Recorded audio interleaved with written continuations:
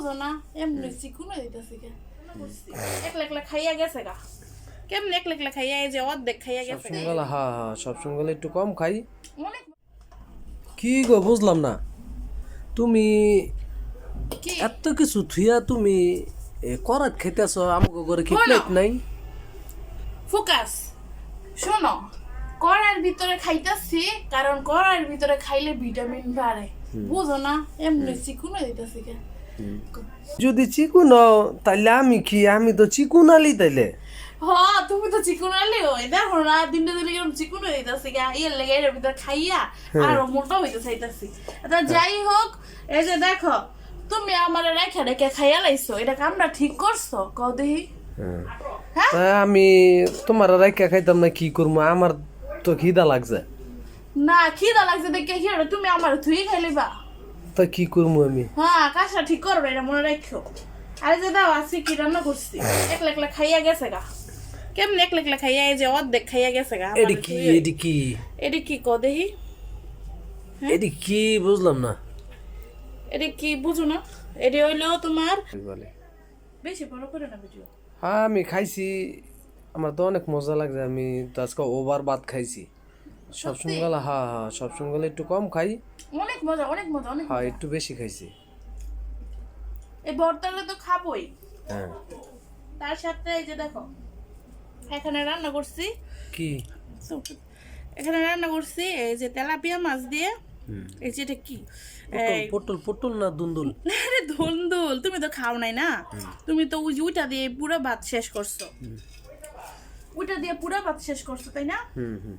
তো আমি খাবো আর আপনাদের ভাইয়া বলতেছে যে আমি ভর্তা দিয়ে ভাত খেয়ে ফেলি, তুমি আমার মাছটা সুপ দেয়া এক লোকে খাইয়া লইও।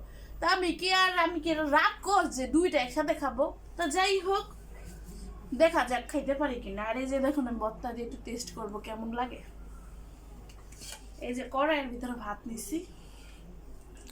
তো এত কিছু তুই তুমি করাইত ভাত খাইতেছ আজকে, নিশ্চয়ই কোনো রহস্য আছে, ব্যাপারটা কি? আরে কড়াইয়ের ভিতরে ভাত খেলে ভালো, করার ভিতরে ভাত খাইলে ভালো। এই যে দেখো আমরা গুড় আছে না, কড়ার ভিতরে বেশিরভাগ ভাত খাই বুঝছেন। যারা অনেক দিন ধরে না খায় হেরা খায় করার মধ্যে। তাই অনেক দিন ধরে যারা না তুমি খায়। জানো না আমি 15 দিন যাবত ভাত খাই না, ক্ষুধা কি লাগছে এর লেগে এর ভিতরে খাইতেছি। এই যে দেখেন বন্ধুরা, কত দিকে ছড়ায় বড়াইয়া আপনাদের বাবি খেতে বসছে, দেখেন সব খায়ালে বাসকা। হ্যাঁ এই যে দেখো, এই যে কি এটা কাঁচামরিচ? এই যে দেখো কাঁচামরিচ খাই না। কি বলেন সবাই বন্ধুরা, এই ভর্তার মতো ভর্তা কেউ বানায় খাইছেন কিনা আমি জানি না। আল্লাহ রে আল্লাহ, সেই রকম হয়েছে ভর্তাটা, ধনিয়া পাতা দিয়ে বানাইছি না, ধনিয়ার ফ্লেভারটা কি আসতেছে। অন্য কোনো মশলা ইউজ করিনি আমি, এখানে ধনিয়া পাতা, কাঁচামরিচ, সরি হ্যাঁ কাঁচামরিচ তেমনি এক্সট্রা একটা দিচ্ছি, আর এমনি শুকনো মরিচ, ধনিয়া পাতা, তারপর রসুন, একটা আনাম রসুন আর 2-3টা পেঁয়াজ কুচি কুচি করে কাইটা ভাজা, মাছ ভাজা, তারপরে এই ভর্তাটা বানাইছি সেরকম।